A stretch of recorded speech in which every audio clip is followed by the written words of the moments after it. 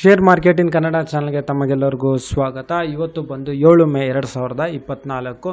Nifty 50ನಲ್ಲಿ ಏನಾಯಿತು, basis ಸೆನ್ಸೆಕ್ಸ್ನಲ್ಲಿ ಏನಾಯಿತು, ನಮ್ಮ ಶೇರ್ ಮಾರ್ಕೆಟ್ನಲ್ಲಿ ಏನಾಯಿತು, ಹಾಗೆ ಟಿಟಾಗರ್ ರೈಲ್ವೆ ಸಿಸ್ಟಮ್ಸ್ ಲಿಮಿಟೆಡ್ನಲ್ಲಿ ಮಾರ್ಗನ್ ಸ್ಟ್ಯಾನ್ಲಿ ಕಂಪ್ನಿಯವರು ರೇಟಿಂಗ್ಸ್ ಕೊಟ್ಟಿದ್ದಾರೆ. ಇದರಲ್ಲಿ ಒಂದು ಏರಿಕೆ ಆಗಿದೆ. ಇನ್ನು ಮುಂದೆ ಏರಿಕೆ ಆಗೋ ಚಾನ್ಸಸ್ ಇದೆಯಾ? ಹಾಗೆ ಷೇರು ಮಾರುಕಟ್ಟೆಯಲ್ಲಿ ನಾವು 3ನೇ ತಾರೀಕು ಮೇ, ಹಾಗೆ 6ನೇ ತಾರೀಕು, ಹಾಗೆ 7ನೇ ತಾರೀಕು 3 ಟ್ರೇಡಿಂಗ್ ಸೆಷನ್ಸ್ ಡೇಸ್ಗಳನ್ನ ನಾವು ನೋಡೋದಾದರೆ ಇದರಲ್ಲಿ ಒಂದು 5 ಲಕ್ಷ ಕೋಟಿಯಷ್ಟು ನಷ್ಟ ಆಗಿದೆ ನಮ್ಮ ಶೇರ್ ಮಾರ್ಕೆಟ್ನಲ್ಲಿ.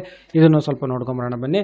ನಿಫ್ಟಿ 50 ಇವತ್ತು ಕ್ಲೋಸ್ ಆಗಬೇಕಾದ್ರೆ ಸುಮಾರು 22,302.50 ಕ್ಲೋಸ್ ಆಯಿತು. ಅಂದರೆ ಸುಮಾರು 140.20 ಅಷ್ಟು ಇವತ್ತು ಇಳಿಕೆ ಆಗಿದೆ. FMCG IT ಕಂಪ್ನಿಗಳು ಏರಿಕೆ ಆದ್ರೂ ಇದರಲ್ಲಿ ಒಂದು ಇಳಿಕೆ ಆಗಿದೆ. ಲೋಕಸಭಾ ಎಲೆಕ್ಷನ್ಸ್ ಇದೆ, ಹಾಗೆ ಫಾರಿನ್ ಪೋರ್ಟ್ಫೋಲಿಯೋ ಇನ್ವೆಸ್ಟರ್ಸ್ ತುಂಬ ಸೆಲ್ಲಿಂಗಿಗೆ ಹೋಗಿದ್ದಾರೆ. ಹಾಗೆ BSE ಸೆನ್ಸೆಕ್ಸ್ನಲ್ಲಿ ನೋಡೋದಾದ್ರೂ ಕೂಡ ಅಷ್ಟೇ ಇವತ್ತು 383.69 ಪಾಯಿಂಟ್ಸ್ ಅಷ್ಟು ಇಳಿಕೆ ಆಗಿದೆ. ಅಂದರೆ ಸುಮಾರು ಇದು ಕ್ಲೋಸ್ ಆಗಬೇಕಾದ್ರೆ 73,511.85 ಇದು ಕ್ಲೋಸ್ ಆಯಿತು. ಹಾಗೆ ಟ್ರೆಂಡಿಂಗ್ ಶೇರ್ಸ್ಗಳು ಅಂತ ಹೇಳಿದ್ರೆ ಕೋಲ್ ಇಂಡಿಯಾ, ಇದರಲ್ಲಿ ಒಂದು ಇಳಿಕೆ ಆಗಿದೆ. ಸುಮಾರು 1% ಅಷ್ಟು ಇವತ್ತು ಇಳಿಕೆ ಆಗಿದೆ ಪ್ರತಿ ಒಂದು ಶೇರ್ಲಿ. ಹಾಗೆ BHEL ನೋಡೋದಾದರೆ ಸುಮಾರು ಪ್ರತಿಯೊಂದು ಶೇರಲ್ಲಿ ಸುಮಾರು ₹8.70, ಅಂದರೆ 3% ಅಷ್ಟು ಇಳಿಕೆ ಕಂಡಿದೆ. ಹಾಗೆ NHPC ನೋಡೋದಾದರೆ ಸುಮಾರು ಹತ್ತಿರ ಒಂದು 4.5% ಅಷ್ಟು ಇಳಿಕೆ ಆಗಿದೆ. ಇದೊಂದು ಟ್ರೆಂಡಿಂಗ್ ಶೇರ್. ಹಾಗೆ RECನಲ್ಲೂ ಕೂಡ ನೋಡೋದಾದರೆ ಸುಮಾರು 1.85 ಅಥವಾ ಒಂದು ಸುಮಾರು ₹9.50 ಅಷ್ಟು ಇಳಿಕೆ ಆಗಿದೆ ಪ್ರತಿಯೊಂದು ಶೇರ್ಲಿ. ಕೋಟಕ್ ಬ್ಯಾಂಕ್ ಇದು ಒಂದು ಟ್ರೆಂಡಿಂಗ್ ಶೇರ್. ಇದರಲ್ಲಿ ಸುಮಾರು ಒಂದು ₹19.60 ಅಷ್ಟು ಇಳಿಕೆ ಆಗಿದೆ. RBI ಒಂದು ರೆಸ್ಟ್ರಿಕ್ಷನ್ಸ್ ಇದೆ, ಆನಂತರ ಸುಮಾರು ಇಳಿಕೆ ಆಗಿದ್ದು ಮತ್ತೆ ಸ್ವಲ್ಪ ಏರಿಕೆ ಆಗಿದೆ. ಇದೇನಾರ ಟ್ರ್ಯಾಪ್ ಆಗುತ್ತಾ ಬ್ರೋಕರ್ಸ್ಗಳನ್ನ ಅಥವಾ ಲಾರ್ಜ್ ಇನ್ವೆಸ್ಟರ್ಸ್ ಇದರಲ್ಲಿ ಸ್ವಲ್ಪ ಹೂಡಿಕೆ ಮಾಡೋ ಥರ ಮಾಡಿ ಬೇರೆ ಇನ್ವೆಸ್ಟರ್ಸ್ಗೆ ಇದರಲ್ಲಿ ಏನಾರ ಟ್ರ್ಯಾಪ್ ಆಗ್ತಾರಾ ಅನ್ನೋದು ನೋಡಬೇಕು. ಒಂದು ತಮ್ ರೂಲ್ ಅಂತ ಹೇಳಿದ್ರೆ RBI ಏನಾರು ರೆಸ್ಟ್ರಿಕ್ಷನ್ಸ್ ಅದು ಇದು ಅಂತ ಮಾಡಿದ್ರೆ ಆ ಸ್ಟಾಕ್ಸ್ ಅಥವಾ ಶೇರ್ಸ್ಗಳಿಂದ ಸ್ವಲ್ಪ ದೂರ ಇರ್ಬೋದು. ಅದರಲ್ಲಿ ಮತ್ತೆ ಏರಿಕೆ ಆಗ್ಬೋದು, ಬಟ್ ಅದೊಂದು ಸ್ವಲ್ಪ ರಿಸ್ಕ್ ಜಾಸ್ತಿ ಇರುತ್ತೆ. ಹಾಗೆ ವೋಡಾಫೋನ್ ಐಡಿಯಾ ನೋಡೋದಾದರೆ ಇವತ್ತು ಪ್ರತಿಯೊಂದು ಶೇರಲ್ಲಿ ಸುಮಾರು 3% ಅಷ್ಟು ಹತ್ತಿರ ಒಂದು 3% ಅಷ್ಟು ಇಳಿಕೆ ಆಗಿದೆ. ಹಾಗೆ ನಿಫ್ಟಿ 50ನಲ್ಲಿ ಯಾವೆಲ್ಲ ಕಂಪ್ನಿಗಳಲ್ಲಿ ಏರಿಕೆ ಆಗಿದೆ ಅಂತ ಹೇಳಿದ್ರೆ ಓವರಾಲ್ ಆಗಿ 3 ದಿವಸದಿಂದ ಒಂದು 5 ಲಕ್ಷ ಕೋಟಿ ನಷ್ಟ ಆಗಿದ್ರೂ ಇವತ್ತು ಯಾವುದು ಏರಿಕೆ ಆಗಿದೆ ಅಂದರೆ ಒಂದು FMCG, fast moving consumer goods, ಹಾಗೆ ಮತ್ತು ಒಂದು IT ಸೆಕ್ಟರ್ಸ್ನಲ್ಲಿ ಏರಿಕೆ ನೋಡ್ಬೋದು ನಾವು. ಹಿಂದೂಸ್ತಾನ್ ಯೂನಿಲಿವರ್ ನೋಡೋದಾದರೆ ಇವತ್ತು ಸುಮಾರು ಪ್ರತಿಯೊಂದು ಶೇರಲ್ಲಿ ಸುಮಾರು ₹123.20 ಅಷ್ಟು ಒಂದು ಏರಿಕೆ ಆಗಿದೆ. ಹಾಗೆ ಟೆಕ್ ಮಹೀಂದ್ರಾದಲ್ಲಿ ಸುಮಾರು ₹30.20 ಅಷ್ಟು ಪ್ರತಿಯೊಂದು ಶೇರ್ಲಿ ಏರಿಕೆ ಆಗಿದೆ. ಹಾಗೆ ಬ್ರಿಟಾನಿಯಾ ಇಂಡಸ್ಟ್ರೀಸ್ನಲ್ಲಿ ನೋಡೋದಾದರೆ ಸುಮಾರು ₹112.25 ಅಷ್ಟು ಏರಿಕೆ ಆಗಿದೆ. ನೆಸ್ಲೆ ಇಂಡಿಯಾದಲ್ಲಿ ಸುಮಾರು ₹51.25 ಅಷ್ಟು ಏರಿಕೆ ಆಗಿದೆ. ಹಾಗೆ ಟಾಟಾ ಕನ್ಸಲ್ಟೆನ್ಸಿ ಸರ್ವಿಸಸ್ನಲ್ಲಿ ಪ್ರತಿಯೊಂದು ಶೇರ್ಲು ಸುಮಾರು ಹತ್ತಿರ ಒಂದು ₹58 ಅಷ್ಟು ಏರಿಕೆ ಆಗಿದೆ. ITCನಲ್ಲಿ ಸುಮಾರು ₹5.60 ಅಷ್ಟು ಏರಿಕೆ ಆಗಿದೆ. ಹಾಗೆ ಕೋಟಕ್ ಬ್ಯಾಂಕ್ನಲ್ಲೂ ಏರಿಕೆ ಆಗಿದೆ.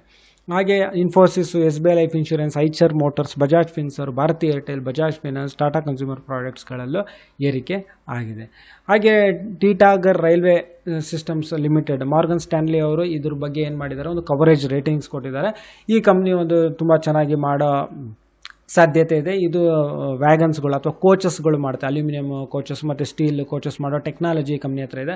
ಹಾಗೆ BHEL ಅಸೋಸಿಯೇಷನ್ಸ್ ಜೊತೆನೂ ಬರುತ್ತೆ. ಇದು ಮೆಟ್ರೋ ರೈಲ್ಸ್ ಅಥವಾ ಕೋಚಸ್ಗಳನ್ನ ಮ್ಯಾನುಫ್ಯಾಕ್ಚರ್ ಮಾಡೋದಕ್ಕೆ, ಹಾಗೆ ವೆಂಡರ್ಸ್ಗಳಾಗೂ ಇದು ಆ್ಯಕ್ಟ್ ಮಾಡುತ್ತೆ. ಹಾಗಾಗಿ ಇದರಲ್ಲಿ ಮುಂದೆ ಬರುವ ದಿನಗಳಲ್ಲಿ ಇದರಲ್ಲಿ ಇನ್ನೂ ಒಂದು ಸಾಕಷ್ಟು 20-24% ಅಷ್ಟು ಏರಿಕೆ ಆಗೋ ಚಾನ್ಸಸ್ ಇದೆ ಅಂತ ಹೇಳಿದೆ.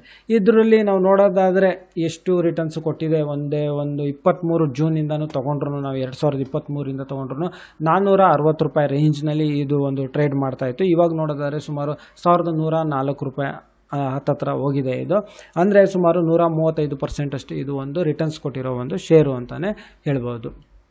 ಹಾಗೆ ನಾವು ನೋಡೋದಾದರೆ ನಮ್ಮ ಶೇರ್ ಮಾರ್ಕೆಟ್ನಲ್ಲಿ ಒಂದು 5 ಲಕ್ಷ ಕೋಟಿ ನಷ್ಟ ಆಗಿದೆ.